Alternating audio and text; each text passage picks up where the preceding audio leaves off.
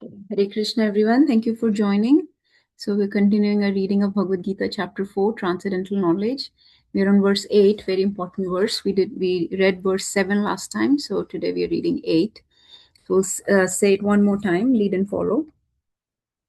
Paritrāṇāya sadhūnām Paritrāṇāya sadhūnām Vināṣāya cha dushkritām Vināṣāya ca dushkritām Dharma samsthapanarthaya Dharma samsthapanarthaya Sambhavami yuge yuge. Sambhavami yuge yuge. Okay, who wants to read the translation and purport? We have discussed the Sanskrit last time, so I will not go into it again. Let's start with the verse right away. Who wants to read the translation and purport? I can do it, Mataji. Yes. To deliver the pious and to annihilate the miscreants, as well as to re-establish the principles of religion, I myself appear millennium after millennium. Purport. According to Bhagavad Gita, a sadhu, holy man, is a man in Krishna consciousness. A person may appear to be irreligious, but if he has the qualifications of Krishna consciousness wholly and fully, he is to be understood to be a sadhu. And dushkritam applies to those who do not care for Krishna consciousness. Such miscreants or dushkritam are described as foolish and the lowest of mankind, even though they may be decorated with mundane education. Whereas a person who is 100% engaged in Krishna consciousness is accepted as a sadhu, even though such a person may be neither learned or well cultured. As far as the aesthetic are concerned, it is not necessary for the Supreme Lord to appear as he is to destroy them, as he did uh, with the demons, Ravan and Kamsa. The Lord has many agents who are quite competent to vanquish demons, but the Lord specially descends to appease his unalloyed devotees who are always harassed by the demonic. The demon harasses the devotee even though the latter may happen to be his kin. Although Prahlad Maharaj was the son of Hiranyakashipu, he was nonetheless persecuted by his father. Although Devaki, the mother of Krishna, was the sister of Kamsa, she and her husband Vasudev were persecuted only because Krishna was to be born of them. So Lord Krishna appeared primarily to deliver Devaki rather than kill Kamsa, but both were performed simultaneously. Therefore, it is said that to deliver the devotee and vanquish the demon miscreants, the Lord appears in different incarnations. Let's see if someone else wants to read. So I don't have much to share here. I think we have understood that how Lord's appearance. Just very quick recap that Lord's appearance differs very differently from the birth of ordinary people. Ordinary people are forced to take birth. They cannot decide what body they get, what species, what planets they're born into, what family they're born into, what country. Whatever actions they do are called karma, right? They cannot, basically, they are very much helpless. But Lord's appearance is very different. Lord comes of his own choice. He appears. That's why his days when he comes are called appearance days, because he appears by his own choice. He's not forced. Nobody can force him to come, and he decides his own family, his country, his associates, and his activities are not karma. He's not bound or entangled in this world. He's not touched by this world. He's not bound by the three gunas, the three important forces of this world, the satoguna, rajoguna, and tamoguna. They are the three important qualities or forces that direct our qualities, our actions, and everything. But he's not touched by those at all. So his appearance is basically divine. It's transcendental, and that's why we are recommended that we, as baddha jiva, or as entangled, conditioned souls, we should absorb ourselves in his transcendental, his divine, his spiritual activities, his form, his names, his qualities, his pastimes. So his activities are called pastimes or leelas. They do not generate any reactions, right? He's not bound by karma. The law of karma is a material law, is the law of this world, which is not applicable to him. That law is applicable to the conditioned souls like ourselves. So we get a reaction when we perform an action. His actions are called leelas or pastimes, and they are basically his playful activities. Whatever he wants to do, he can do. Okay. um, One time somebody asked me, why is it that hum karen to karma or bhagwan karen to leela? Because he's bhagwan, he's the master, you are the servant. So you are misusing your free will, your independence, and that's why you're getting karma, you're getting reactions to your actions. Your actions have very significant consequences. So in that way his appearance is completely divine and transcendental. So that's the main thing I just wanted to highlight. Everyone should understand. Um, and we also talked about how Krishna appears for three main purposes, which is the main focus of this verse. That there are three main purposes: to deliver the devotees, or to basically exchange loving relationships with devotees, to destroy the demons, and to establish the principles of religion again. We discussed last verse or last class about what dharma is. Dharma is basically whatever Lord wills, whatever Lord's wish or will is. So if you're conducting yourself, your activities are according to the Lord's will, then that's dharma. So dharmam hi sakshat bhagavad pranitam. Dharmam hi tu sakshat bhagavad pranitam. So dharma is that which pleases the Lord, which is the will of the Lord. Nobody can manufacture dharma. So that principles of religion are given by Lord Himself, like through Bhagavad Gita, through Srimad Bhagavatam, through basically through scriptures. He gives those principles of religion through his representatives, through pure devotees, or through Guru. So the Guru Sadhu Shastra tells us what Lord's wish is, Lord's will is, and that is the dharma. So he comes to establish that dharma, and every so often we discussed how he has to re-establish dharma, because in this world everything gets contaminated very quickly. It's an impure existence here, so everything becomes impure very quickly. So dharma degrades very quickly. So principles of religion have to be established on a minute to minute basis in our life, on a daily basis.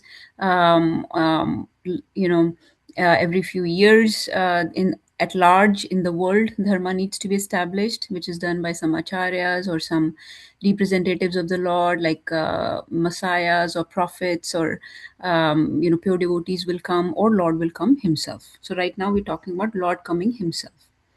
Sambhavami yuge yuge. So He says every yuga I come to do that. So this is the general idea with this verse. And then Prabhupada is also emphasizing this point that the main goal of Krishna when he comes himself, right, is not just to establish dharma or to destroy the demons, because that can be done by his other agents also. He has so many energies, so many forces, so many representatives, so many servants that can do that on his behalf. So many Devi Devtas, they're all his servants, his representatives, they're running various departments on his behalf. So they can all take care of that business of establishing dharma and of destroying the demons. But nobody else can fulfill the desires of the devotees, because devotees want to exchange loving relationships with the Lord. They want to engage in direct service of the Lord. They want to set examples in this world for the purpose of Lord. So those things can only be done by direct interactions with the Lord, and so that's why Lord comes. That's his main. That's the first foremost purpose of why Lord comes. So anybody could have destroyed Hiranyakashipu also, but then it wouldn't be same unless Narsingadev comes. So Narsingadev comes more to exchange that beautiful, Vatsalya Bhav with Prahlad. And the killing of Hiranyakashipu is there, but that's not the forefront of his intention, his desires. Similarly, Prabhupada is giving more examples of Vasudeva and Devaki and killing Kamsa, that he more wants to have loving relationships with not only Devaki Vasudev but so many other of his associates that are waiting to serve him, and have exchanged so many bhavas with him. Like yesterday, we were discussing so many bhavas are there: Vatsalya bhav, Sakya bhav, conjugal mood, Shringar bhav. So, who will exchange those bhavas with these devotees? Nobody else can do that job. Only the Lord can. Um, so those are the basic things. I think we have discussed those before many times. Let's go into this is now the more technical aspects, which we'll uh, discuss next. Can somebody read the next two or three paragraphs? Should I read? Yes, please. The avatars or incarnation of Godhead descends from the kingdom of God for material manifestation. And the particular form of the personality of Godhead who so descends is called an incarnation or avatars. Such incarnations are situated in the spiritual world, the kingdom of God. When they descend to the material creation, they assume the name avatara. There are various kinds of avatars such as Purush avatars, Gun avatars, Leela Purush. avatars, Sakti Avesa avatars, Manav avatars, Manvantar avatars. Manvantar avatars, and Yugavataras, all appearing on schedule all over the universe. But Lord Krishna is the primeval Lord, the fountainhead of all avatars. Lord Shri Krishna descends for the specific purpose of mitigating the anxieties of the pure devotees who are very anxious to see him in his original Vrindavan pastimes. Therefore, the prime purpose of Krishna Avatara is to satisfy his unalloyed devotees. The Lord says that he incarnates himself in every millennium. This indicates that he incarnates also in the age of Kali, as stated in the Srimad Bhagavatam. The incarnation of the age of Kali is Lord Chaitanya Mahaprabhu, who spread the worship of Krishna by the Sankirtan movement, congregational chanting of the holy names, and spread Krishna consciousness throughout India. He predicted that this culture of Sankirtan would be broadcast all over the world, from town to town and village to village. Lord Chaitanya, as the incarnation of Krishna, the personality of Godhead, is described secretly but not directly in the confidential parts of the revealed scriptures, such as the Upanishads, Mahabharata, and Bhagavatam. The devotees of Lord Krishna are very much attracted by the Sankirtan movement of Lord Chaitanya. This avatar of the Lord does not kill the miscreants, but delivers them by his causeless mercy. Hare Krishna. Hare Krishna. So, okay. I think I'll start with the last paragraph because it's easier to explain. So, because Krishna said in this verse that I come yuga after yuga, right? Yuga yuga. So Prabhupada is describing that in this yuga, he comes as Chaitanya Mahaprabhu. We discussed about him yesterday, so I think we understand that Chaitanya Mahaprabhu comes to establish the Yug Dharma in this age of Kali. Okay, I'll talk about Yug Dharma in a few minutes, but the Yug Dharma of this age is, just remember, it's the Sankirtan movement or congregational chanting of the holy names, Kirtan, Sankirtan. And this is also mentioned in Srimad Bhagavatam that Sankirtan is the Yug Dharma of this age. Also, the main thing to understand is that Chaitanya Mahaprabhu is a confidential form of the Lord. He's called Channa Avatar. Channa Avatar means like a hidden form, which is not described very directly in our scriptures, but but indirect references are given. Like in Srimad Bhagavatam, for example, the famous verse I think we discussed the other day, which says, कृष्णवर्णं त्विषा कृष्णं सङ्गोपाङ्गा अस्त्रपार्षदं यज्ञसङ्कीर्तना प्रायैर्यजन्ति हि सुमेधसा.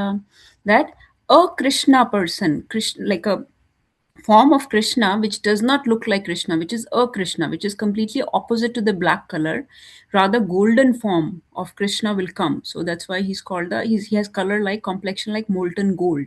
He comes in the form in the complexion of Radharani.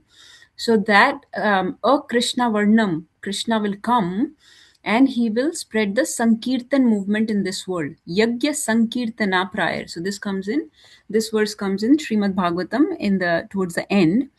Yagya Sankirtana prior. He will establish the Sankirtan Yagya, which is the Yug Dharma of this age. Yajanti hi sumedasha, and very intelligent people will participate in that type of yagya. Okay, as you can see, this Sankirtan movement is spreading very fast in this world now. So this is about Chaitanya Mahaprabhu. And this avatar, we know he does not kill the demons. We have also discussed that, in Kali Yuga, actually, compared to other yugas, the demons are not so much outside. The demons are not, like um, in Treta Yug, for example, the demons were outside. Like Ravan is a demon that's outside, or there were so many demons infesting the forest of Dandakaranya, or there were all these Kal, Dushan, Mari, so many all these demons were there who were outside of us, right? That they were external demons that somebody could come and kill. There were demonic people like Kamsa in, let's say, Dwapar Yug, or Duryodhan and the whole party of Kauravas. There were so many demons that Krishna killed in his Vrindavan Leela. But in Kali Yuga, it is described that practically every person is very demoniac. Every person has a lot of negative demonic qualities within them. So their mind has become very if nothing else, their mind and body has become very very demoniac. Like they are not able to control their own senses. Their own mind has become very uncontrolled. In previous yugas, even the demons used to have very controlled mind and senses. That's why they were able to do so much tapasya, so much austerities. Like Hiranyakashipu did so much tapasya, Ravan did so many austerities to please Lord Brahma, to please Lord Shiva. Like that, they had very controlled senses and mind. But in this age, forget about external forces. Yes, there are people that will harass us, but internally, our mind, our senses, our body, our in existence has become very negative, very impure, and very demoniac. So this avatar of the Lord purifies us from within by starting this Sankirtan movement, by giving us the chanting of the holy names. That is the beauty of holy names, that we are aiming to purify our consciousness from within. We are cleaning ourselves inside out completely. So he does not kill the miscreants on the outside, but he delivers them by his causeless mercy. He delivers each and every soul in this Kali Yuga, because each and every soul is actually fallen soul in this Kali Yuga. There is nobody who has any qualification. So I want you to draw your attention to this word. Please look at this very carefully. Causeless mercy. Okay, this word is often used in Prabhupada's purports. I was using this word many times yesterday when we were discussing about Nityanand Prabhu, that the Lord comes by his causeless mercy. Causeless mercy basically means that there is no cause, there is no reason for why he should deliver you. You have not done anything to deserve his mercy. You do not have any qualifications by your qualities or by your actions. You have not put in much effort or shown any eligibility to deserve any mercy. Yet Krishna has decided to give mercy, or devotees have decided to give their mercy to you. That is called causeless mercy. There is no cause for their mercy. It's not like you did something and that's why they're giving you mercy. You did not do anything. You did not deserve anything. You have no, qualification for which they are giving you mercy. It's not like the colleges of this world, right? You take an exam, you pass, you qualify, then you enter the college.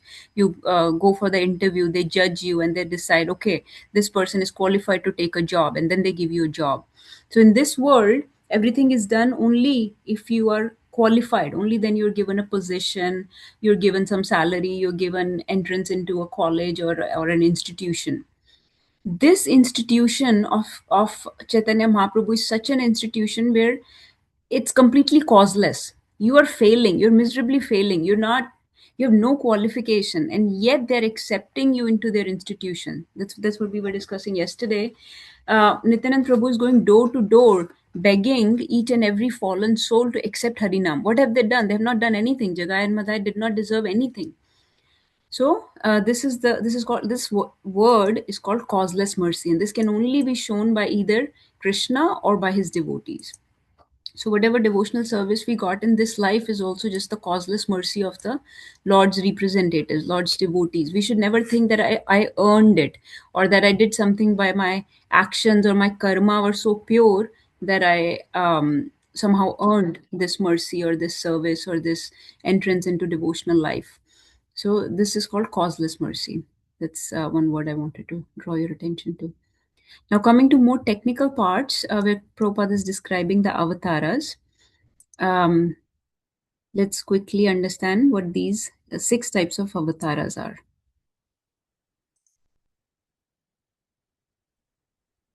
So, I'll share here on the screen. Hopefully, you can see. Oh, there are so many things on the screen.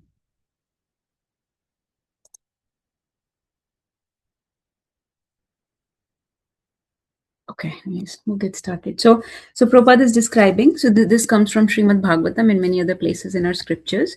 There are 6 types of avatars, okay? Some of you are familiar with the most common ones, which are called Leela avatars. These are the very common Dash avatars, right?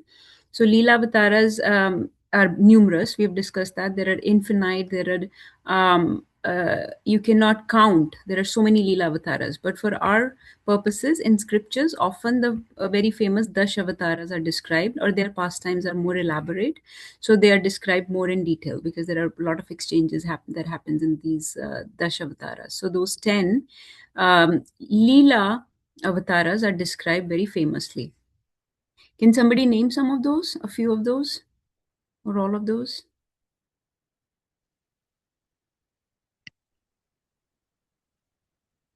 Please start quickly so that we can go to the next. We have to do 6 types. Yeah. Rama, Krishna, Nrasimha, Mathya, Varaha. Yeah. Varaha. So let's see, you got Matsya. Did you do Kurma? Kurma. If we go in sequence, let's say we go in sequence. So Matsya, right? Matsya. Yeah. Matsya, Varaha, Kurma. Kurma, then Varaha. Then, Kurma, then Varaha. Okay. then. Varaha. So Varaha killed Parasura. remember that Narsimha. The way I remember Narsimha. is Yeah. Varaha killed Hiranyaksh and then Narsimha killed Narsimha. Hiranyakashipu. Vaman avatar. Vamana. Wow. Next Vamana. Somebody singing the song of the Savtaras, I think. There is a song. Vaman avatar. Vaman ho gaya. Parasurama. Parshuram. Rama. Hmm. Krishna. Sorry, Balaram. Yeah, we can say. Yes. Yeah. Krishna and Balaram. Balaram. And That's it, I think. Buddha and Kalki. Kalki. Okay, we got everyone right. Let's see. 1, 2, 3, 4, 5, 6, 7, 8, 9, 10. Yes. Okay, so you got, so this everybody knows. Okay, they do various. So this was Leela avatars. Okay, this is clear. They do Leela. They do pastimes. Their pastimes are very relishable. We discuss them often in Srimad Bhagavatam and other places. The other type Prabhupada has mentioned, let me see. He said Purusha avatars. Okay. So Purusha avatars. So this is 3 Purusha avatars. Okay. Some of you are familiar. These are the 3 Vishnu or 3 Vishnu avatars, or you can say Purusha avatars. Okay. So what are the 3 types of Vishnu? Mahavishnu, Garbhadaksha Vishnu, Shirodaksha Vishnu. Yes. Mahavishnu. So Mataji, what does Mahavishnu do? Mahavishnu, he expands into Karnadaksha Vishnu, who makes the universe, and in every So universe. Mahavishnu is same as Karanadaksha Vishnu. Okay, all right. And then he creates universe, and then each universe Garbhodaksha lays down, and from the lotus stem of Garbhodaksha Vishnu comes the Brahma. And then the Shirodaksha Vishnu is the Paramatma, the soul residing in everyone's heart. Yes. Hari Bol, wonderfully explained. So, just very quickly, so from Mahavishnu's body comes millions of universes. I don't have any space to write. From Mahavishnu's body comes millions of universes. And into each of this universe, so Mahavishnu lies in the Karana ocean or causal ocean, okay? And into each ocean, into each universe, Mahavishnu expands as Garbhodaksha Vishnu. So Garbhodaksha Vishnu lies in the Garbhodak ocean in each universe. And from the Garbhodaksha Vishnu, Brahmaji comes, he's born on the lotus flower, which we were just reading recently in Bhagavatam also. And into that universe, each and every atom, living and non-living entity, everything, Garbhodaksha Vishnu expands as the Shirodaksha Vishnu. Okay, Shirodaksha Vishnu is the Paramatma or the super soul within each living entity. So those are three Vishnu avatars, or also called three Purusha avatars. This is number 2. Okay, then third, let's see what Prabhupada mentioned is Guna avatars. So who knows the Guna avatars? What are the three Guna avatars? So Guna avatars are based on the three prominent gunas of this material world. So that is Brahma, Vishnu, and Shiva. Brahma, Vishnu, and Shiva, right? So Brahma is predominantly Goodness. So Brahma is predominantly in charge of mode of goodness Passion. or sattva, right? So that's why he does the job of creation. Okay, he does the job Mataji, will it be passion, right? Brahma will be passion and Vishnu will be sorry. goodness. Yes. And Shiva will be the ignorance. Yes, you're right. Brahma is in charge of passion. And Vishnu is in charge of goodness or sattva. So that's why he does maintenance. Okay. So he does maintenance. And Shiva is in charge of ignorance or tamoguna. And that's why he does annihilation. So basically, now it doesn't mean that each of these gunavataras are like it's not that Brahmaji is in mode of passion, right? Brahmaji is not in mode of passion. Brahmaji is a pure devotee of the Lord. At least the current Brahmaji is a pure devotee of the Lord, and he is in Vishuddha Sattva actually. But he is in charge of the mode of passion, and in order to create something, even in this world, you know that in order to create something, you need to be in a mode of passion to do something ambitious. So creation of this world is a very ambitious project. So you need mode of passion to channel that, to channel your forces in order to create something. That's why he's able to create something. Vishnu, so of course, then these three Vishnus come into play. They are in charge of sattva, and that's how they are able to maintain this world. Sorry, it's all a mess here. Let's get rid of this. So they are in charge of the sattva because he's in charge of maintenance. Okay, so he maintains this creation. And then Shiva, of course, he's not in Tamoguna, but he's in charge of a lot of tamasic forces of this world. Like all these, as you know, all these people that are very fallen, for example, the ghost goblins of this world, they surrender to Lord Shiva. People that are taken to very bad habits, like they're smoking marijuana or ganja, those kind of things. Those people take shelter of Lord Shiva, or Shiva is very merciful to give them the shelter. So he's in charge of tamoguna in this world. And so the annihilation or the destruction of this universe is caused by Lord Shiva. So these are the three Gunavataras. Then next one is, let's talk about the next one. So I think we have done so far Leela Avataras, Gunavataras, Purushavasaras. Then I don't want you to get too hung up on these technical details, but just to understand that there are so many, because somebody was asking a couple of classes back that what are these incarnations, what are their purposes. So as you can see, various forms or expansions of the Lord, they each have different purposes. Okay, Leela avatars are the main that are mainly involved in exchanging loving relationships with the devotees, but they also have some external purpose when they come. They also have some agenda that they have to fulfill in this world when they come. Okay, next type is then Prabhupada is talking about Shaktya Veshavataras. So Shaktya Veshavataras are the They're also called, in English, they're also called empowered incarnations. Okay. Empowered incarnations means people, these are typically they are jivas. Okay. But Lord expands a certain potency or certain ability into these jivas so that they become very empowered to perform a certain task. Okay. For example, let's take an example. For example, Narad Muni is an empowered incarnation of the Lord. Empowered means he's a jiva. Narad Muni is a jiva. He's a living entity. He's a devotee, pure devotee of the Lord, but he is empowered to spread devotional service. So that's why you see in Srimad Bhagavatam, Narad Muni keeps appearing over and over again, and he makes so many disciples in this world, right? He makes so many disciples. So nobody can make so many disciples, nobody can have the potency to spread devotional service in such a way in this world unless he's empowered, unless he's been given the ability, the skills, the quality by the Lord himself. So Narad Muni has the bhakti shakti from the Lord. Since he has the Bhakti Shakti, that's why he's empowered incarnation of the Lord. Similarly, another example, there are so many, I'll just give you just a few. Ved Vyas or Vyasadev is also an empowered incarnation of the Lord because is the he's been given the literary abilities from the Lord. So he's able to write, he's able to compile all the knowledge given by the Lord in the into such an organized fashion in the form of Vedas, Upanishads, Puranas, and Itihasas, and all this have been compiled by Ved Vyas because he has been given the literary potency or ability to organize and fashion like a very structured scriptures from the instructions of the Lord. So these are some examples. There are so many more. There are so many.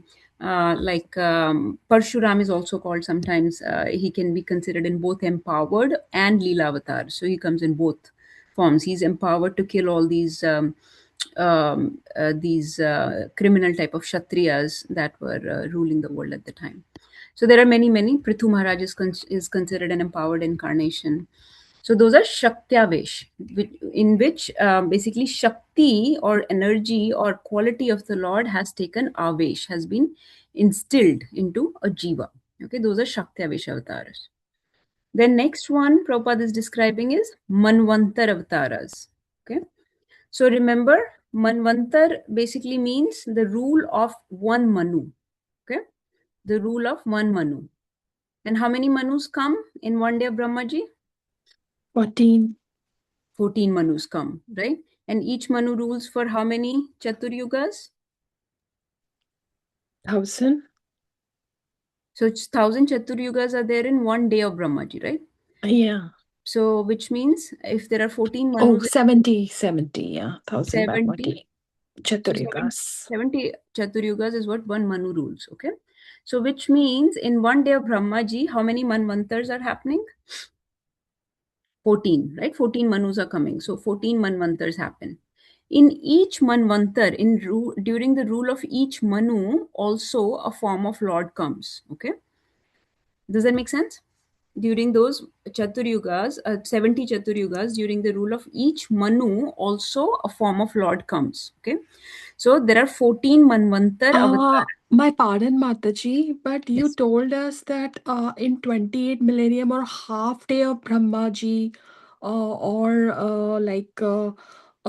when there is a half day or 28, or at the time of seventh Manu, Lord Krishna appeared like one time Lord. We're not The- talking about Lord Krishna, we're talking about different other avatars. Oh, We're okay. talking about Manvantar avatars. Not talking about Lord Krishna at all. So yeah, don't get confused. Krishna only comes once in the day of Brahmaji. But Okay. there is Manvantar avatars that come during the reign of each Manu. Okay.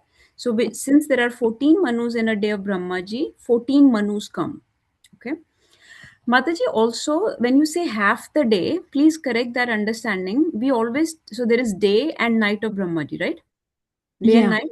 We never talk about the night of Brahmaji because at that time annihilation happens. So there is no Manu ruling. There is nothing happening. In the night, there is only darkness. Brahmaji is sleeping. Okay. Okay. So nothing is happening. So when we say 1,000 Chaturyugas, we're only talking about the day of Brahmaji. Okay. Okay. So and the number 28 that you're referring is just just where our current Manu is in the 70 from out of the 70 cycle of Chaturyugas. We are at the 28th cycle of Chaturyuga with our current Manu. Okay, let's not get confused. So 14 Manus come. This is simple, right? In one day.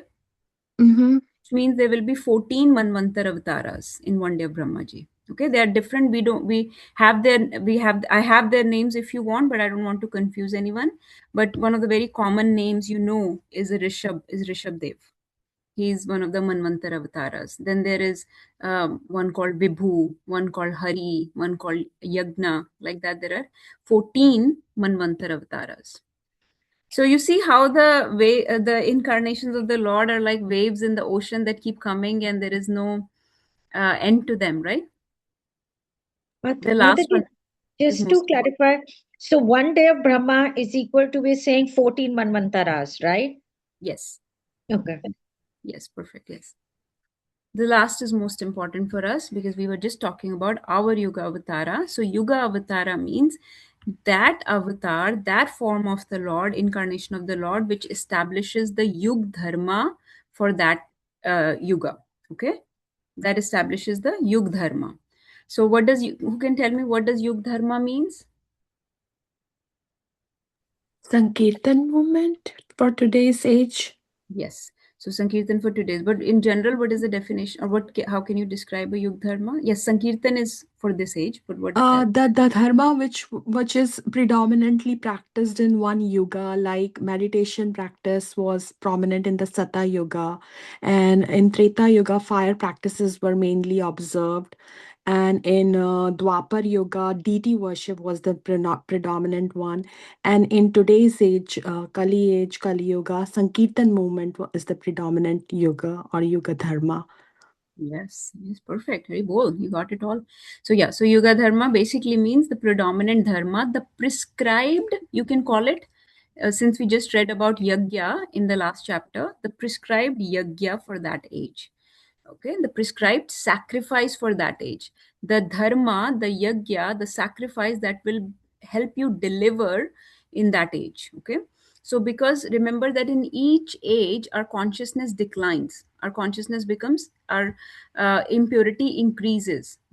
The qualities change. For example, in Satyug, we used to have very long life. People were able to do a lot of austerities, a lot of tapasya. Their mind was controlled, right? Their senses were controlled. We were talking about that. They had a lot of very large, extensive intelligence compared to ours. But then that keeps declining, and in Kali Yuga, unfortunately, our lives are very short. Our At the most, somebody will live to 100 years. In Dwapar Yuga, they could live to up to 1000 years. In Treta, they could live to up to 10,000 years. In Satyug, even more. Like that, they could. In Satyayug, it was not a big deal for them to do tapasya up to 10,000 years because their life itself was like 100,000 years. So they could do tapasya for 10,000 years, doesn't make much difference to them, right? It's only like 1% of their life. So Kali Yuga, our life has become very short, our intelligence has become very short, our Bhagavatam describes our luck has become very short. Okay, Mand Sumand Abhagyo. So we have become very manda. Manda means very lazy. Mand Sumand Bhagyo Abhagyo. We have become very abhaga, very unfortunate in this age. So in this age, everything has declined, degraded quite a bit. Our body's capacity, our subtle body's capacity, like intelligence and all, our mind's capacity, everything has become more uncontrolled. There is more chaos, more conflicts externally and internally. So dharma, the prescribed dharma has to change. Prescribed yug dharma changes with each yuga. Just like depending on the severity of a person's disease, you will give the medicine. Like for example, if somebody has diabetes, right? So if somebody has diabetes, I will, if their diabetes is very very mild, I'll just tell them to control with diet and exercise, right? If their diabetes is more, maybe I'll give them some maybe I'll make their diet and exercise more challenging. Maybe if it's even worse, then maybe I'll start them on some medication, right? And it may just be an oral pill, like I may just start them on a pill. But when it becomes very severe, then I may have to start them on insulin, which is an injection, right? So in this way, based on the severity of the disease, the prescription changes, the prescribed medicine or the prescribed treatment changes. Similarly, because of the decline in change in consciousness, change in our tendencies, our qualities over yugas, the prescription of dharma changes. The prescribed yug dharma changes, because what we need to do to get salvation in that age will be different from the last age, because we are not the same. So in this age, if you sit in meditation or just do deity worship or do fire sacrifices alone, will not be enough to deliver you in this age. So the prescribed medicine for this dharma is the sankirtan movement, the chanting of the holy name. So there is no other upaya. Can somebody tell me the verse that says this, that there is no other upaya in this age but to chant the holy names? Very famous verse. Who can tell me? Mataji, is it Yagna Shishtasana Santo? No. Okay, sorry. I doubt our older devotees, maybe Rekha Mataji, Ravi Prabhu, Namita Mataji might know. Our seniors. हरेर्नाव Mhm. हरेर्नावेव केवलम कलयो नास्तेव अन्यथा गति. I missed few Nastyeva, words. nastyeva, nastyeva, gatiranyatha. So Gatiranyatha. Harer Naam eva kevalam, kalau nastyeva, nastyeva, nastyeva, gatiranyatha. So in scriptures, thank you, Prabhuji, Hari Bol, very nice. So this is the verse I was looking for. That when in our scriptures, when something is said 3 times, that basically seals it. So since it in this that verse it says Harer Naam eva kevalam. So without Harinam, there is no other upaya. Kalau nastyeva, nastyeva, nastyeva. There is no other upaya, no other upaya, no other upaya. Gatir anyatha. There is no other way to get your good destination without Harinam. Okay, let's continue because we are spent a lot of time on this verse. So this is what I had to share about this. If you can remember, fine, but basically remember that there are 6 types of avatars, of which Yuga avatars and Leela avatars are given most prominence. They are the ones that, because these establish Yug Dharma, that's why they're important for us. Leela avatars perform pastimes and exchange relationships, intimate relationships with the devotees. That's why they're important. Purusha avatars and Guna avatars typically do the functional part of this in this world, like they help to run this world. That's why they're important. Shakti Avesha avatars do some special things for the Lord. That's why, like that, each form has their own function, utility, and intentions. Let's go to the next verse. So again, I think most of you know this one. Let's lead and follow. Janma karma cha me divyam. जन्म Janma कर्म karma च cha मे me दिव्यम् divyam. Evam yo veti tatvata.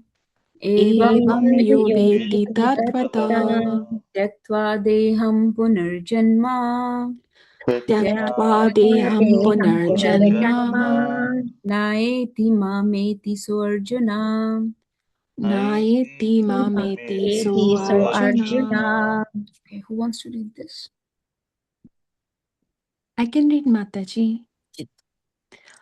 Translation. One who knows the transcendental nature of my appearance and activities does not, upon leaving the body, takes his birth again in this material world, but attains my eternal abode, O Arjuna. Purport. The Lord's descent from his transcendental abode is already explained in the 6th verse. One who can understand the truth of the appearance of the personality of Godhead is already liberated from material bondage, and therefore he returns to the kingdom of God immediately after quitting this present material body. Such liberation of the living entity from material bondage is not at all easy. The impersonalists and the yogis attain liberation only after much trouble and many, many births. Even then, the liberation they achieve, merging into the impersonal Brahma Jyotir of the Lord, is only partial, and there is the risk of returning to this material world. But the devotee, simply by understanding the transcendental nature of the body and activities of the Lord, attains the abode of the Lord after ending this body and does not run the risk of returning to this material world. In the Brahma Samhita 5.33, it is stated that the Lord has many, many forms and incarnation, Advaitam Achyutam, Anadim Anantam Rupam. Although there are many transcendental forms of the Lord, They are still one and the same Supreme Personality of Godhead. One has to understand this fact with conviction, although it is incomprehensible to mundane scholars and empiric philosophers. As stated in the Vedas, Purusha Bodhini Upanishad. You don't have to read this, Mataji. Okay, Hare Krishna Mataji. Let's see. Can somebody read the second paragraph?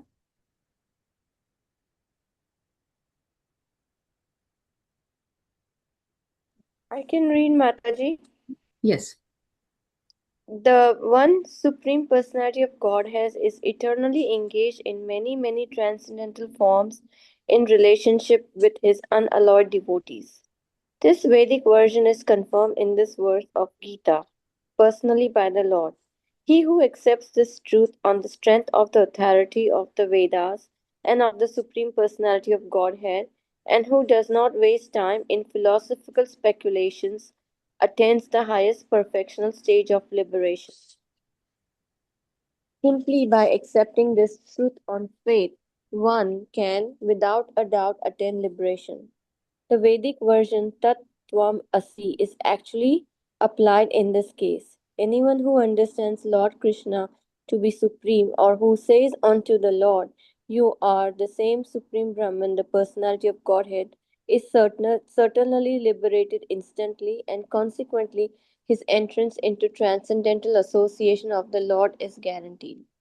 In other words, such a faithful devotee of Lord attains perfection, and this is confirmed by the following Vedic assertion. You can leave this, Mataji. Just read the English. Okay. One can attain the perfect state of liberation from birth and death simply by knowing the Lord, the Supreme Personality of Godhead, and there is no other way to achieve this perfection. Svetash Avtara, Upanishad 3.8. That there is no alternative means that anyone who does not understand Lord Krishna as Supreme Personality of Godhead is surely in mode of ignorance, and consequently he will not attain salvation simply, so to speak, by licking the outer surface of the bottle of honey, or by interpreting the Bhagavad Gita according to the mundane scholarship. Such empiric philosophers may assume very important roles in the material world, but they are not necessarily eligible for liberation.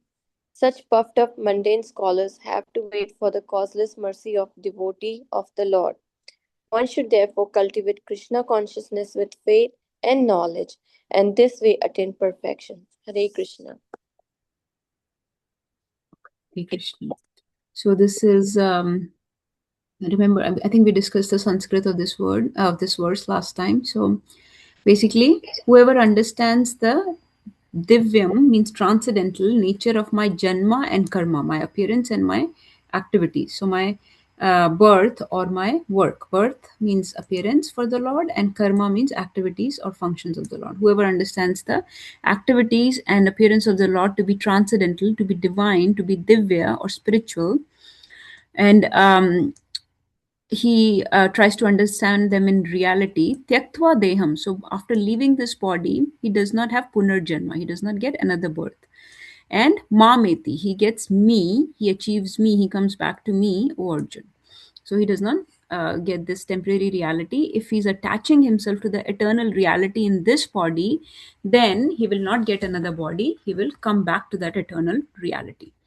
So in Prabhupada's purport, I'll just highlight 2 or 3 points here. So the main thing Prabhupada is discouraging us to become an impersonalist, or just ascetic or yogi who is not like, who may be doing some austerities, let's say, but they are not attaching themselves to the name, form, qualities, pastimes of the Lord. They're not so attached to reading, hearing Lord's Nam, Ras, Roop, Gun, Leela. Okay. So even though they'll get purified, but very slowly. So such people, they may be getting detached from their, controlling their minds and senses, getting detached from their body, but the attachment to the Lord is not happening. So unless attachment to the Lord's divine appearance and forms and activities happens, the process will be very slow. So they're just trying to detach from this body, but they're not attaching to something spiritual. So they will get detached from material, but not attached to spiritual. Those two things have to happen side by side. One has to attach to spiritual, attach to divine Lord, and detach from material, which is what we do in our process of Krishna consciousness. If you just detach from material, which is what a lot of impersonalists and yogis do, the process is very long, because they are not developing attraction or taste for the Lord. They're not developing taste for his names, his qualities, his pastimes. So they will not have any attachment to the spiritual abode of the Lord, to the devotees of the Lord, to his exchanges, his loving relationships with the Lord. They will not develop this desire to reawaken their relationship with the Lord. So everything will be very dry, very difficult and slow. They will have to put in a lot of effort, and many births it will take before they will bahunam janmanam ante gyan mam prapadyate vasudev sarvamiti sa mahatma sudurlava. So these mahatmas type of people, gyanman people, it will take them many janmas. Sudurlabha, it will be very difficult. Durlabh, it will be very hard for them to achieve Vasudev unless they start attaching themselves to Vasudev in this life, in this body, in this birth. So this is the process of attaching yourself, by attaching yourself to my appearance and my activities. So that's why we are encouraged. That's why we are encouraged to attach ourselves to the Shravanam, Kirtanam, Smaranam, Archanam, Vandanam, Dasyam, Sakyam, Atmanivedanam, because these are direct activities that attach ourselves to the Lord, to his names, forms, his deity, his words through scriptures, his devotees through their sevat, to his dhams, to his temples, to his festivals, to his celebrations, to his appearances. So all those 9 limbs of devotional service connect us directly to the divine aspects of the Lord. And that's how we develop taste. And once you develop that taste, you will not get this body.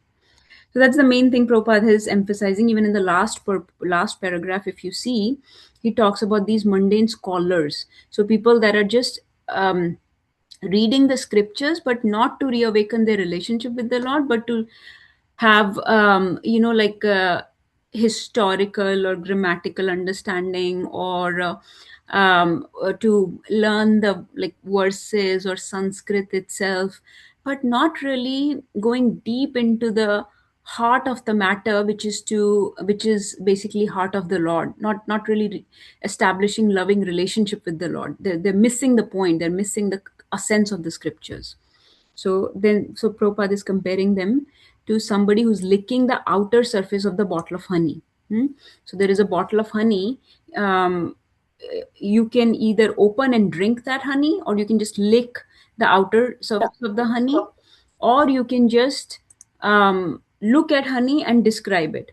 You can say, oh, maybe I think by looking at this honey, it's amber colored.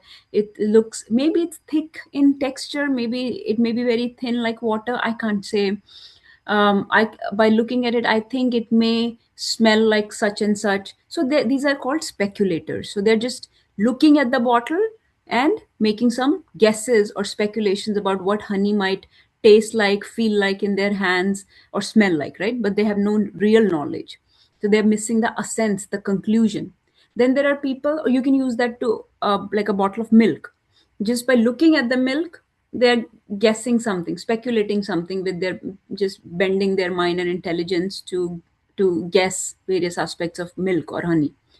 But then there are people who will lick the bottle, or who will, let's say, touch it. So by touching it, they may get some idea about now the texture, that it's sticky, it's thick, it's viscous, it's then somebody might sniff it, and they will get an idea of the smell also. But the full benefit will be obtained by the person who's actually tasting the milk, because he will be nourished, he will be fortified, he will feel the benefit from inside, because he will feel powerful, right? He will get energy, and he will, by drinking it, he will not only know the temperature of the milk, the taste of the milk, the consistency of the milk, the color of the milk, everything he can find out. Okay. But those that are just looking or feeling or sniffing, they are very far from the actual truth, actual reality. So Krishna is inviting us into the eternal reality of his world. He's saying, come into get attached to this absolute truth. My form, my appearances, my names, qualities, pastimes are divine. Get attached to those. Um, and not just stay on the outer surface, not just stay on the shore, but actually take a deep dive into the ocean, and then you will find the pearls that are deep within the ocean. If you just stand on the shore, you cannot, you will just guess what this ocean may be, how deep it may be, whether there is fish inside it or not, what types of fish are there, what types of flora is there, what types of plants and foliage and fauna is there, whether there are pearls in it or not. But really, what is the temperature, whether it's salty or not, you will guess. But you have to go deep dive into it, and then you will see everything for yourself, feel, experience everything for yourself. So Krishna is inviting us to feel, experience everything about this eternal reality while we are in this body, and then we'll not get another body. So this is the main import of this verse. And what to say of, like, Prabhupada is at least deriding these impersonalists, these scholars, these people that stay on the surface, right? They don't go deep into things. What to say of that? Ordinary people are not even attaching themselves to scriptures at all. People, ordinary people are talking about the people of this world. They are attaching themselves to the news. Constantly the news is playing on their TVs the whole day. They are so immersed in the activities of the politicians, or the of this country, of other countries, and the military activities and the political activities going on. What is the current economic scene in this world and political scene. So they are so deeply immersed in the activities of these people, like celebrities, what are they doing, sports people, what are they doing, TV celebrities, what are they doing, right? All these, that is what they are attaching themselves to. So those, that has no hope at all. That is actually leading to more and more entanglement. That is completely opposite to what this verse is inviting us to do. So remember to, Krishna's, that's why we don't focus so much on our body. Like, people talk about the beauty of such and such person, but their beauty will decline with age. They will become old and diseased, and their beauty is fallible, right? Their intelligence, their beauty, their qualities, their activities that they're doing, those are all influenced by the three modes. They're all fallible, error prone. So we should attach ourselves to the absolute reality, the eternal reality, the infallible beauty of the Lord. That's why we should discuss His beauty. So His beauty matters. Sometimes people say, why do you talk so much about Krishna being beautiful? Because His beauty matters. Our beauty does not matter. We get attached to the beauty of the opposite gender, but that will degrade over time. But Krishna's beauty does not degrade. So his body, we actually describe his ornaments, his clothes, his hair, his, how he's beautiful curly black hair, his hands, his the even the nail, the toenail of Krishna's feet is described in detail in scriptures, because that beauty, that effulgence of Krishna's body, all that matters. His names matter. Our names do not matter, right? We could, somebody could call someone, like, I often tease my husband, his name is Nirbhay, and I'm like, but you're very bhabit of me, you're very fearful of me. So, somebody's name could mean something in this world, but they may not have those qualities. So our names don't mean anything. His names are eternal. Our form, our beauty does not mean anything. Our qualities really are very temporary. They may change. They are dependent on the three modes of this world. Whichever mode is predominant, accordingly our quality will change. Our activities do not matter that much, because they are also decided by the three modes. Or they cause entanglement. Our activities generate reactions, right? His activities are leelas, pastimes. So that's why we should attach ourselves to the names, forms, qualities, pastimes of the Lord. That's about this verse. I'll pause here because I know Prabhuji was waiting to ask some question about this verse. So Prabhuji, over to you. Please go ahead. Yes, Mataji. I'm good right now. So, uh, yeah, I'm good, Mataji. So, Okay, so sure. Anybody else has any questions? We can take maybe one more verse, and then the topic will change after this verse. Can I ask Mataji? Yes, Mataji. Mataji, is getting back to Godhead and attaining Lord, is the same thing or they are different? Very nice. Nice question. Oh, sorry, So, sorry. What is the question? Sorry, Mataji. Is getting back to the Lord, Godhead or attaining Lord, are they the same thing or they are mean different? hmm. So there is a very technical answer and there is a very simple answer. I will give you technical answer very short. Okay. Um, the simple answer is yes, they are same. Going back to Godhead is same as attaining Lord, right? Okay, that's very simple answer. Yes, going back to God is same as attaining Lord. So basically liberation. Now, technical answer. If you can remember, fine. If you cannot remember, it's okay. We can move on. Liberation is of 5 types. Okay, they are called. I'll just quickly say the names: Sarupya, Salokya, Sarshti, Samipya, and Sayujya. Okay. The mukti that we commonly talk about is Salokya, meaning living on the same planet as the Lord, going back to Godhead. Okay, that is called Salokya Mukti.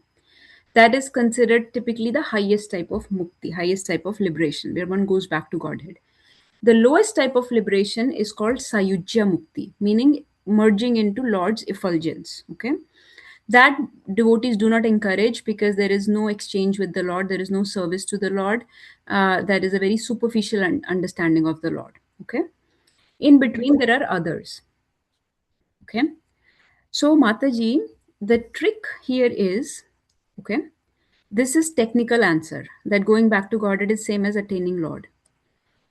Okay. If I was to ask this question from a pure devotee, okay, Mm-hmm. which type, let's say there was a pure, let's say Prabhupada is sitting here and I asked this question to Prabhupada, which type of mukti do you want? Now Prabhupada has very openly condemned Sayujya Mukti, which is basically impersonalist mukti. Personalists want this type of mukti merging into the Brahman. We do not want it. We want to serve the Lord, so we want to go to his abode where we can serve. Prabhupada would say, I do not want any of these muktis. Prabhupada would say that I want the mukti, I want eternal service of the Lord. Okay. I do not care where I reside in this world. Okay. Whether I live in this material world or whether Lord takes me to spirit to his planet. But if in this world I serve Lord, then I just want to keep serving him. Whichever situation, position I can serve Lord, that is considered attaining the Lord. Okay, that is the best type of mukti, best type of um, um, pleasure for the Lord, where a devotee just wants to serve the Lord, whether or not they go back to him does not matter. Does that answer? Yes. Is it the highest form of devotion you are talking about, if I'm not wrong? Yes, that is basically not desiring anything, not even liberation. Unless only thing we want is service of the Lord. Okay, Lord. so Chaitanya Mahaprabhu has described it in a very beautiful verse in Shikshashtakam. It says it goes like this: Na dhanam na janam na sundarim kavitam va jagadish kamayam mam janmani janmani ishware bhavatad bhaktir ahetuki tvai. So he says, I do not want dhanam, janam, sundari, like beauty or association of beautiful people, kavitam, intelligence, like scholarly intelligence, or followers. Mam janmani janmani ishware. If you so desire, if you want to give me birth after birth, I only want your causeless devotional service. I only want your devotional service birth after birth. So if you decide to keep me in this world birth after birth, but as long as you give me devotional service, that's what I want to do. So even if a pure devotee like Prabhupada does not need to come here, but if he's sent by the Lord to go do his service in this world, then he will come here. Okay, doesn't mean he's not liberated. He's still liberated. He's still continuously connected with the Lord, but he's here doing his pure devotional service. So wherever pure devotional service is needed, one goes there, whether it's spiritual world or material world. But the short answer, the answer for regular people, that we're just according to Bhagavad Gita's understanding, is basically going back to spiritual abode, going back to Godhead, going back to Krishna's supreme planet. Okay. Yeah, Mataji. Thank you. Thank you so much. Let's do one more because this will just tie up this whole topic of a Lord's appearance. Vitaraga bhaya krodha, vitaraga bhaya krodha, manmaya mamupashrita, Manmaya mam upashrita bahavo jnana tapsa, Bhavo Bhavo jnana tapasa uta madbhavamagata, uta Uta madbhavamagata. So, can somebody read this translation? Hare Krishna. Can I read, Mataji? Yes, Hare. Hare Krishna. Translation. Being freed from attachment, fear, and anger, being fully absorbed in me and taking refuge in me, many persons in the past became purified by knowledge of me, and thus they all attained transcendental love for me. Hare Krishna. Let me look at Sanskrit, then you can continue after that, maybe. So, Vita means free of, Rag means attachment, Bhaya means fear, Krodha means anger. So, free from these three things are very important, as you know, that I often think about Dhritarashtra in this aspect, that he was very attached. This attachment was causing fear and anger. So remember that when we are attached to something, we are fearful of its loss. If it's lost, then we are fearful or angry. If we don't get it, then we are angry. If we get it, then we are fearful of losing it, right? So raga leads to bhaya and krodha automatically. So these three are very important problems that control our existence. We get attached to the material things, and then we have bhaya. This leads to bhaya and krodha. Manmaya mam upashrita. So, but if you're fully absorbed in me, okay, if you're fully absorbed in me, Krishna before in the last verse said, attach yourself to my descriptions, my appearance, my forms, my karma, my activities. So if you in this way, if you're fully absorbed in me, then you will become free from rag, bhaya, and krodha. Okay. Bahavo jnana tapsa. Bahavo means many. Gyan means knowledge of me. Tapsa means penance. So by this type of knowledge and penance, many people, puta, mad bhavam agata, have attained transcendental love for me. Mad bhavam means they have achieved my bhav. Okay. Remember we were discussing 5 bhavas yesterday. So bhavas basically means the various ways in which a devotee serves the Lord. So the devotee there are numerous bhavas. There are 5 primary rasas or bhavas in which a devotee serves. The five primary rasas are Shantaras, Dasyaras, Sakyaras, Vatsalyaras, or Madhuryaras. Okay, in mood of neutrality, in mood of servant, in mood of a friend, in mood of a parent, or in mood of a lover. Okay, so there are many. In basically, you will get transcendental love of me. So many people who absorb themselves in me, what happens to them? They become free of attachment, fear, and anger, and they do knowledge and penance in this way and attain love for me.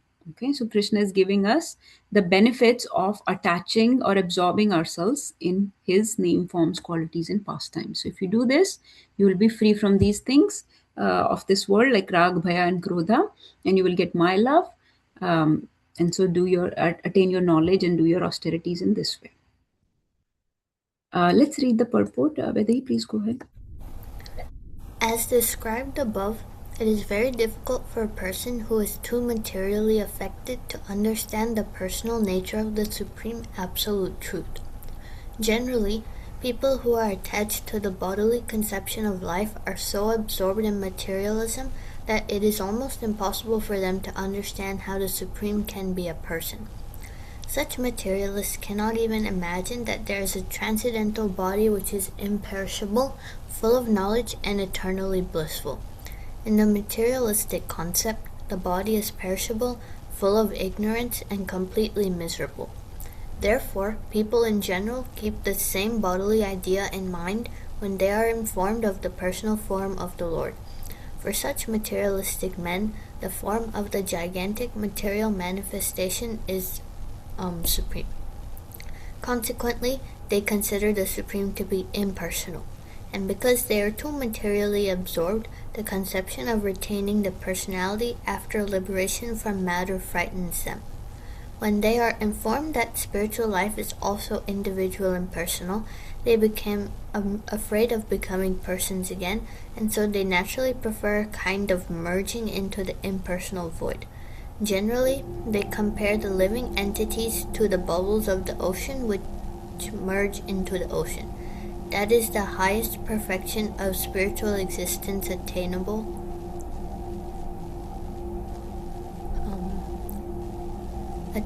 without individual personality. This is a kind of fearful stage of life devoid of perfect knowledge of spiritual existence. Furthermore, there are many persons who cannot understand spiritual existence at all. Being embarrassed by so many theories and by contradictions of various types of philosophical speculation, they become disgusted or angry and foolishly conclude that there is no supreme cause and that everything is ultimately void. Such people are in a diseased condition of life. Some people are too materially attached and therefore do not give attention to spiritual life. Some of them want to merge into the supreme spiritual cause, and some of them disbelieve in everything, being angry at all sorts of spiritual speculation out of hopelessness. This last class of men take to the shelter of some kind of intoxication, and their affective hallucinations are sometimes accepted as spiritual vision. One has to get rid of all three stages of material consciousness: attachment to material life, fear of a spiritual personal identity, and the conception of void that arises from frustration in life. To get free from these three stages of the material concept of life, one has to take complete shelter of the Lord, guided by the bona fide spiritual master, and follow the disciplines and regulative principles of devotional life. The last, Go ahead. Yeah, go ahead. The last stage of the devotional life is called Bhav, or transcendental love of Godhead. Let's pause here. It's a very loaded purport, actually. So Prabhupada is describing different classes of materialistic men. Okay, let me show you what he means.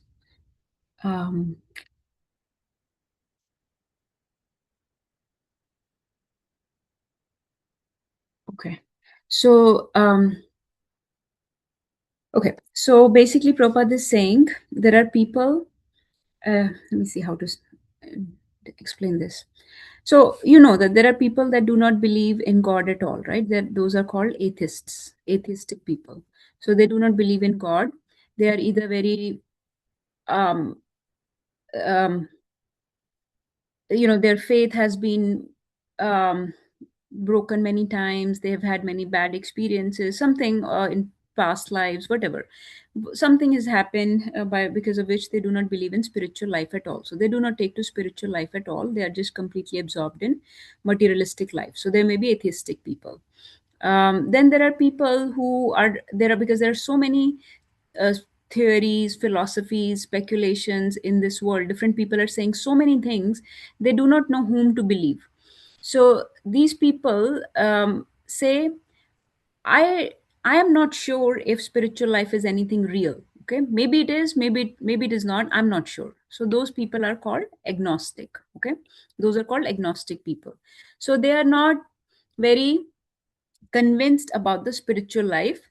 They think maybe there is something, I just don't know. I'm not sure what to believe anymore, what not to believe, because I've been told so many things. Okay, so those are agnostic people.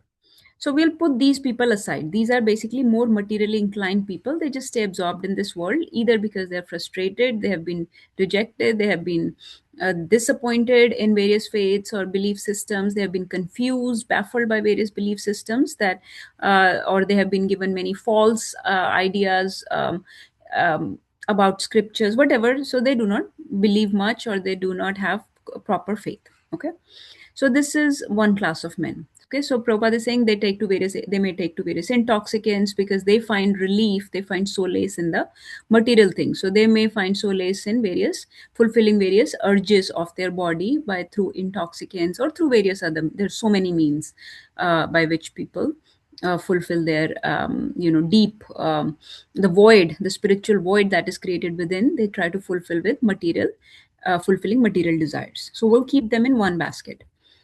Second group of people is people that are they have belief in spiritual life, but they say everything is ultimately void. Okay, so these are like so these people are nihilistic type of idea. They think they just exist in this body, and then they just um, everything becomes void, everything becomes nullified or nil. There nothing exists. They stop to exist after this. Okay, they stop to exist after this. So those people, this is called nihilistic theory. So that is called void. It's a very depressing type of theory, because what they say that after this you do not exist. There is no consequence to anything you do. You can do whatever you want because nothing matters ultimately. Okay, now there are spiritual people. Okay, there are spiritual people who know that there is some spiritual existence. They believe in soul, that they do continue after this body, but they are impersonalists. Okay, impersonalists are those people that just want like salvation or liberation because they are frustrated from this world. They just want to merge themselves into some spiritual Brahma Jyoti. They believe in the Brahman aspect of the Lord. Okay, they believe in Brahman aspect of the Lord. There are many overlaps in these things. I'm not going into those overlaps because that's a very technical discussion. I'm just giving you what Prabhupada has given in this verse, like three main conceptions. Okay, so these people just want to merge into the Brahman, the Jyoti coming from body of the Lord, effulgence coming from the body of the Lord.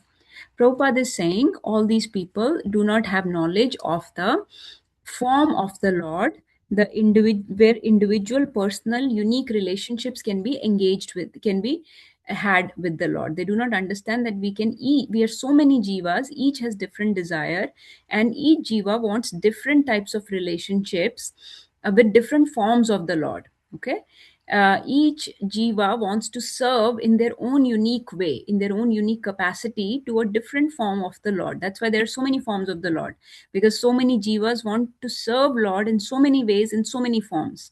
So Lord is unlimited, is absolute. So with each of his servant, each of his jiva, each of his child, knowing their desires, Lord exchanges unique relationships, unique bhava, unique type of services are given to the devotees. Okay, so Prabhupada is saying they do not have information about the individual and personal relationship with the Lord. They become afraid of becoming person again, because they were so frustrated in this body that they just want to merge into the Brahman. They don't want to exist in a spiritual body and have any more relationships. Their services, their activities in this world were very frustrating. So they think that they just want to finish off this existence and have nothing more happen. But devotees know that actually in spiritual body they will get to exchange services or relationships with the Lord, and Lord has a form, and devotee also has a unique spiritual body, unique spiritual form, in which he will perform a unique service in a unique planet of the Lord. So that is very individual, very individual for each jiva. Okay, and Prabhupada is saying that one has to get rid of all these three stages of material consciousness: attachment to material life. Okay, this was attachment to material life, fear of spiritual identity, spiritual personal identity, and conception of void. So these three one has to get rid of and actually engage in personal relationships with the Lord. The last stage of the devotional life is called, so the highest understanding is not licking the bottle, not looking at the bottle, not sniffing the bottle, not just even touching the milk, but actually drinking the milk, and where all your desires will be fulfilled. So understanding the form of the Lord, which is the highest understanding. Brahman, Paramatma, Bhagwan. Bhagwan is the highest understanding. That is the form of the Lord. So we have to get to the form of the Lord, not just stay on the surface, on the shore of the ocean, but dive deep into the ocean. Can somebody read the last paragraph from in the beginning? Let me share the screen, and then we'll stop. Sorry, this is very heavy purport. So, can somebody read this last paragraph?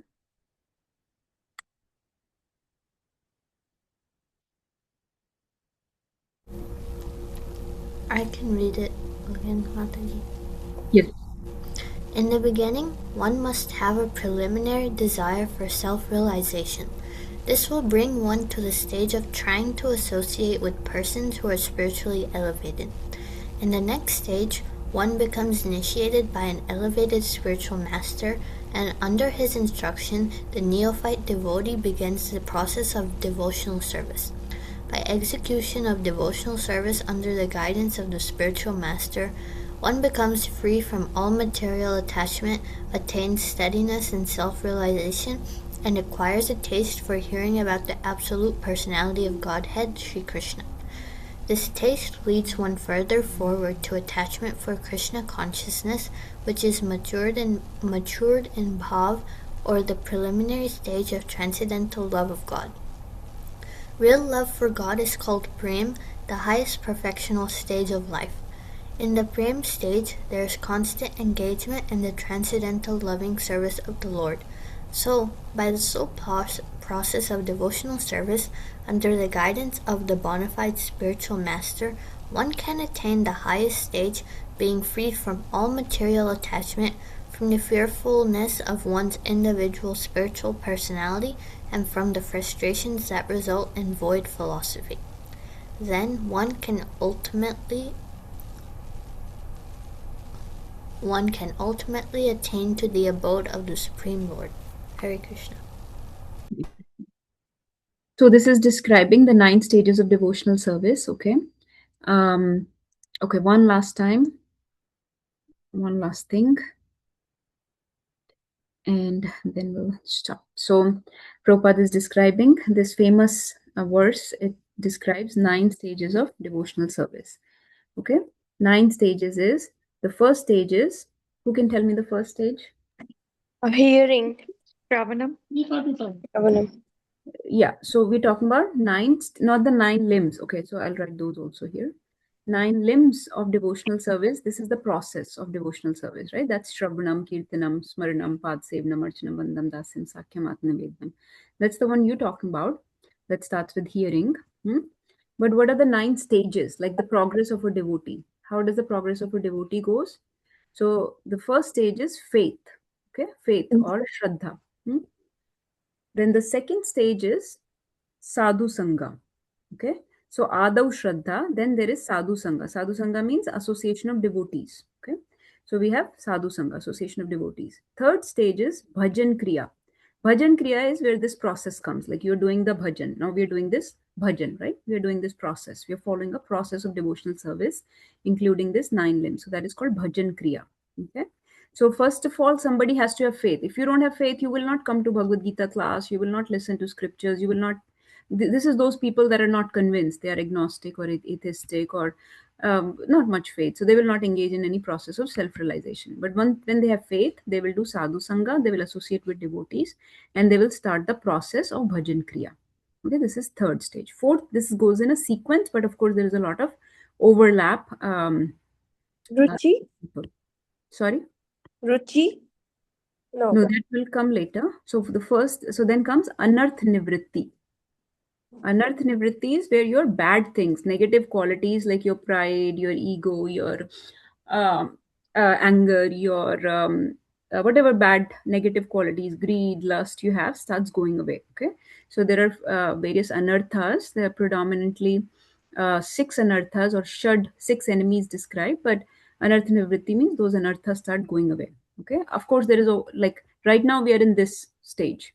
We are going through sadhu sangha, bhajan kriya, and little bit of anartha nivritti is happening, not much, but this is where we are typically. Then comes asakti. Nishtha. So nishta is a very advanced stage. So asakti, isko ऐसे याद रख सकते हैं, asakti. Then comes sorry, नहीं, you're right Prabhuji, nishtha comes. आसक्ति Yeah. attachment होगा नाम से. यह माता जैसे श्लोका में लिखा हुआ ना माता जी, आदौ श्रद्धा तथा साधु संगो था भजन क्रिया ततो अनर्थ निवृत्ति स्यात् ततो निष्ठा रुचि तथा. Yes. So nishtha means determination. Determination means to start doing something with discipline. That even though I do not have taste right now, you said nishtha, but in my mind I was thinking of ruchi, because taste comes after a while. But nishtha starts निष्ठा. coming. That even though I do not have the taste, but out of discipline, out of just the sheer remember, determination is a function of intelligence. We discussed. विवेक बुद्धि, जो विवेक बुद्धि आता है ना माता जी, साधु संग से भजन क्रिया से जब विवेक आएगा, निष्ठा डिटरमाइन हो गया, डिस्क्रिमिनेट हो गया कि यही अभी हमको चाहिए, दैट्स निष्ठा. Yeah, so intelligence has two functions. What you're saying, Vivek Buddhi, is discrimination. The other function of intelligence is determination. So that determination, or you can say discrimination, those are two separate functions. But yes, ultimately that leads to a discipline or nishtha. Okay. Then after nishtha comes asakti. Okay. Asakti means attachment. Then comes what? Ruchi. Ruchi. Pehले ruchi. I'm sorry. Ruchi. I'm trying to do it from memory without looking at the verse. So I'm getting निष्ठा के बाद रुचि है, रुचि के बाद आसक्ति है. Asakti ke baad, then after asakti will come bhava. This is what this verse is talking about. Okay. Yes. Uta mad bhava agata. So you will get my bhav. Okay. My bhav means some idea of Krishna prem, but prem is the highest. Now, Yes. in our scriptures, even bhava and prema are also, our scriptures, Vedic scriptures are so beautiful that even these stages are further broken down into more subcategories. Bhava and prema, especially depending on the purity of a devotee, are broken, or depending on the rasa, the mood that the devotee experiences, is further broken down into like 5 levels each. So bhava and prema comes at the end. These three are very high stages: nishtha, ruchi, asakti. So we are not even there yet. We are mostly here. Most of the kanishta or madhyam adhikaris are, madhyam adhikari may be at the nishtha level, but kanishta adhikaris are typically at the sadhu sangha, bhajan kriya, and anartha nivritti, and that's completely okay. We just to keep doing these three things. So these are the 9 stages, or like a progressive development of Krishna consciousness. And when that Krishna consciousness fully blossoms, fully develops, then it becomes bhava and prema.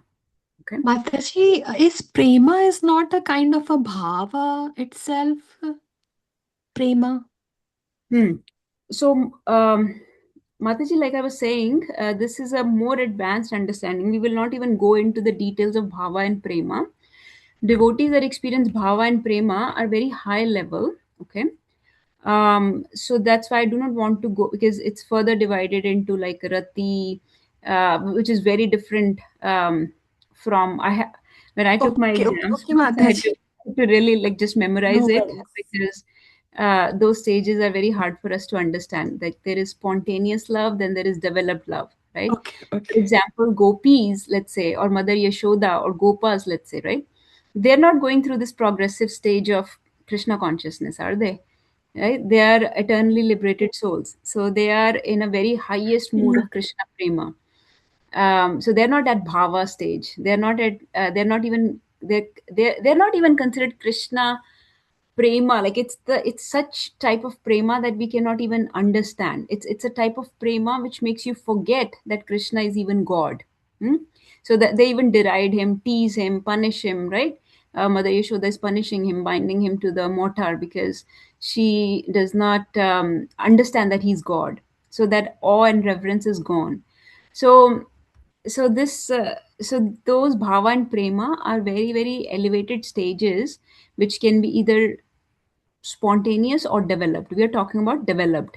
We are developing it gradually. So we have many, many moons to Yeah, go yeah. before. I was just going literally by the word Mataji because numerous bhav, krodh, vatsalya, conjugal prem, yeah, transcendental love of God. These are all our bhavas. So prema, how differentiated from bhava? So I was little muddled between the conceptualization of the two things. So that's why I asked this question. Sorry, Mataji. But I thought that somewhere in the verse we also read that the highest form of bhava is the transcendental love of the God. You can use them interchangeably for now. Okay. Okay, so bhava and prema we can use interchangeably for now. Same thing with for us, like nishtha. That's why I keep getting confused because I'm not at that level. But nishtha, ruchi, and asakti you can kind of use interchangeably. Where nishtha, ruchi, asakti is the next stage where we're trying to reach, where one becomes very fixed up in devotional service, very fixed up, and they develop taste. Okay, so basically, you can divide it into three parts. Devotees are very low level, medium level, or high level. Pure devotees experience bhava and prema, which is very difficult for us to conceive.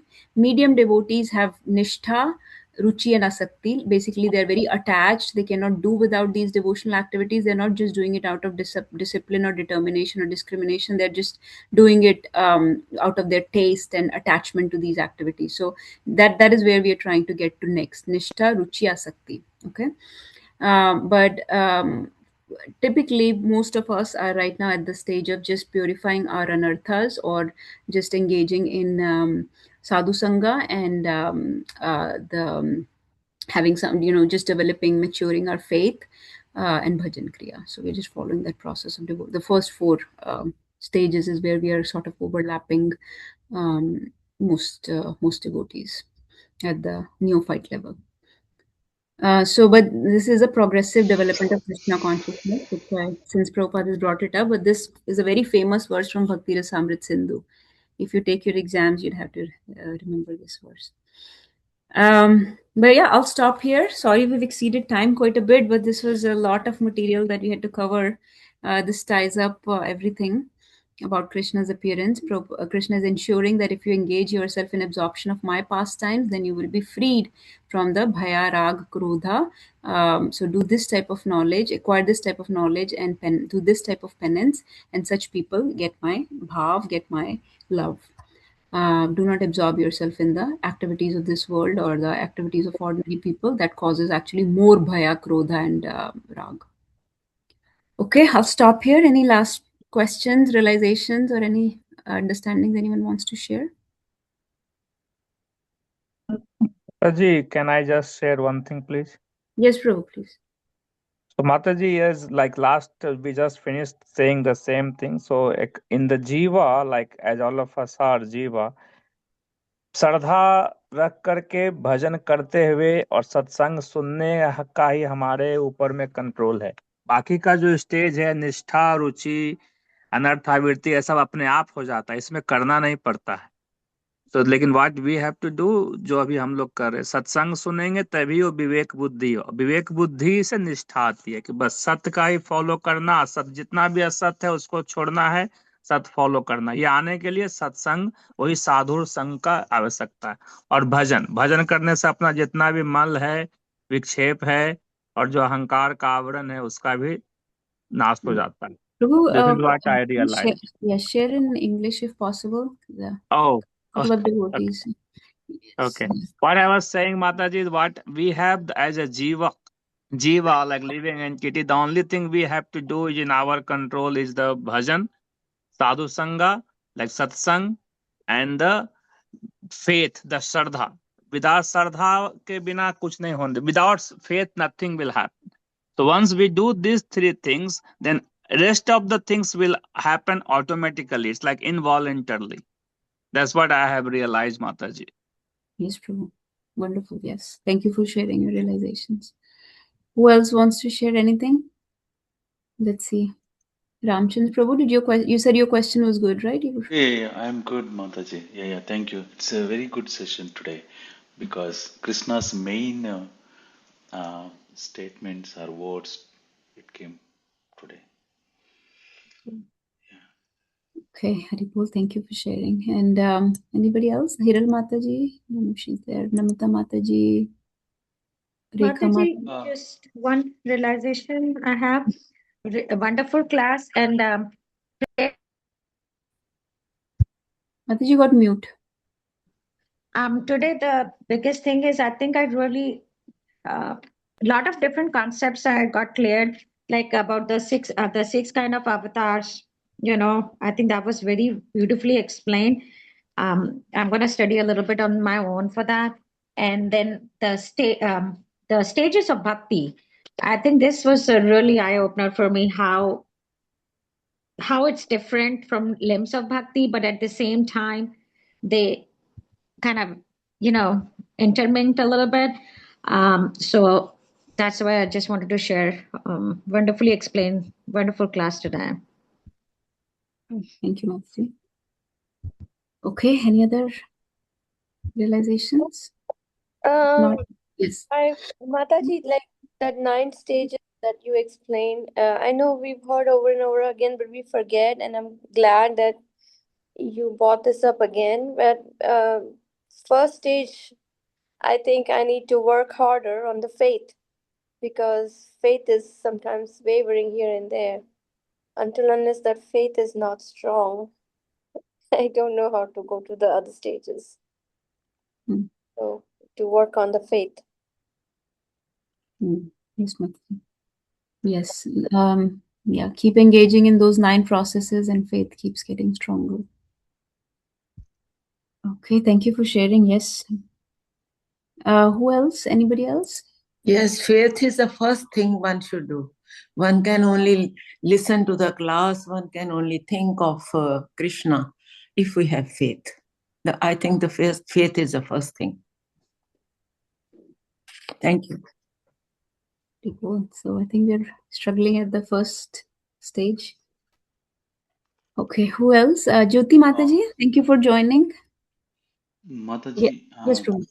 yeah. Based on all these sessions and especially today's session, if I connect slowly with the Lord Krishna, I'm a bit scaring about the regular work, whether I am doing good or correct. Every step I'm thinking, can I change my style of work? Can I change my style of wording? But it's very ambiguity stage, Mataji. Did you get it, Mataji? So if you go in deeper way, everywhere I have an ambiguity. I'm just sharing my thought. Yes. Yes, Prabhu. How to avoid those based on other few sessions or if a What, journey. Prabhu, can you tell me what is the confusion? Not sure I understood 100%. Confusion work is having some style like Mahabharat. So all type of people, all type of things, and I'm leading around 36 people. Everywhere, if I connect with these sessions, whether I'm doing correct or this area or how to is a competitive, Mataji. I'm just asking, but Yeah. this is not the correct time, maybe. It's very important, Mataji, for me. Okay. Yes, Prabhu, I'll just share a couple thoughts. Yes. So I don't not sure if I got it correctly, but we are all facing this, Prabhu, in our work or our deal, not just work but everywhere, with relationships, with community, with family members, with professionals, everywhere. There is always a constant fight between dharma and adharma, between lower principle, or not even adharma, but lower principles and higher principles. So basically, that you keep following this process, keep praying to the Lord. It will be very difficult to be very pure in this age, in this day and age. It will be very difficult to be very pure. So you pray to Krishna. That's why we chant first thing in the morning, so that Krishna gives us the best intelligence, best understanding. The right words come at the right time with people. the right actions come to us. Krishna gives us that understanding from the heart, so that we can follow the highest principle and follow the will of Krishna. Because remember, will of Krishna is dharma, so we can follow the highest principle, the will of Krishna in a particular situation. So moment to moment, we need guidance from Krishna. That's why we say that there is no other alternative in this world other than to take shelter of Krishna through his holy names. That's why we chant first thing in the morning. So we wear this armor of holy name around us, and then we enter into the battlefield of life, into the battlefield of work or our relationships or anything, so that we have the right guidance constantly through the holy names. Krishna will give that guidance to the degree that we are surrendered and sincere in taking his shelter. So the right understanding will come. I do not know your specific situation, but I know all of us are facing difficulties, discrepancies, where we think that this is the probably the right path, but I'm being forced to do something else. Those kind of situations will happen all the time. You do what is best for the maximum people in such a way that it causes the least harm to others and to yourself. That's very general, broad principles. And as you get deep into the principles, into the knowledge of Bhagavad Gita, those principles will become more like you'll be able to apply them more easier in your daily life. Like moment to moment, day to day, you will have to use this knowledge of Bhagavad Gita. And these principles will come to you very naturally, very spontaneously. The more you read Bhagavad Gita, the more you chant the holy names. So Yes. you'll be able to very seamlessly apply the principles without being too conflicted, without being so confused, like how Arjun got so confused and bewildered, perplexed. You will not have so much perplexity. You will know very seamlessly in a particular situation, this is what I need to do, this is how I need to behave, or how I need to work. I think this is what you asked. I'm not sure, but Yes, yes, this. yes, Mataji, that is correct. So every day I'm seeing, so I'm trying. So May I just give Yes, little my thought? yes, yes, Prabhupada. yes, yes, Prabhuji. What Mataji said, Prabhuji, that is the first and foremost thing you have to do, chanting, the Nam Jap. Bhagwan, the chanting will give you the the the, the kind of force or the bal jisko bolte hain, the internal power. The second thing I would like to suggest to you, if you can, if you're eating a sattvic food, if you are not eating sattvic food, then you have to come to the food, because that whatever we will eat, this is how our thought process will be. So get onto the sattvic food if you are not, try it there, and then go a little bit beyond that and offer that to Krishna and then eat as a prasadam. That will solve a lot of confusion and a lot of dualities that comes in your way. But remember one thing, that you are not a doer. It's Krishna who has put you in the place or in the position or in a situation. So remember of him, and if he has given you a position to discipline few people, you got to do it. It's not that, okay, how can you treat that person differently? So it's like you have to have the sashan, like discipline, and the prem, like love also. You basically see them as one of the role player, and you also have a role to play. All of you are playing a role whose director is Krishna. So, and that kind of a consciousness will come once your food is pure. So food has to be pure, offered to Krishna, and all of us know that what is honest and what is dishonest. Don't do anything which is dishonest, no matter what comes. So hamesha honesty, always keep honesty in front of you, truthfulness and honesty. Focus on the food and the Nam Jap. If you do these three things, Prabhuji, I have heard through a lot of saintly people, a lot of satsang. This is what is the sar. Sar means the summary. Yeah, Hare yes, Krishna. yeah, yeah. Thank you, Prabhuji. Yeah, sure, definitely I will follow. I stopped eating a non-veg on Sundays. Slowly I will come to that area as well, Prabhuji. I am trying, but yeah. Thank you so We'll much. pray. So, Prayer is very, pray to Krishna that, hey, give me the power so I can get to my sattvic food. Because it's very strong. The food we eat and the drink we drink, Okay, there's a Hindi में, I don't know if you'll understand or not. जैसा पिएंगे पानी वैसा बनेगी वाणी. There's a whatever water we'll drink, speech वैसा होगा. And whatever is the ahar वैसा विचार. Ahar is like food and thought process. So it's not our saying, it's been said for a long time. So you have to work on that. We all have worked on that. Then only we are able to have little bit consciousness of Krishna when we enter the battlefield. Yes, yes. Yes, Prabhuji, sure. I will. Yeah, thank you, Prabhu. Thank you, Yeah, Mataji. that's it. So chanting and eating pure food, and then keep coming for the association of Yes. devotees and reading of scriptures, and gradually the process is infallible. The process will work. This is an experiment that will not fail. Just have this much faith. You don't need more faith than that. You only thing you need is faith in this process of ABCD, association of devotees, reading books, chanting of holy names, consuming pure diet, and visiting the temples and pilgrimages. So ABCDE. So just that much faith is needed. Then rest of the faith comes on its own. Sure, Mataji. So stay connected and just keep following the process, no matter what. Sure, And sure, Mataji. Yeah.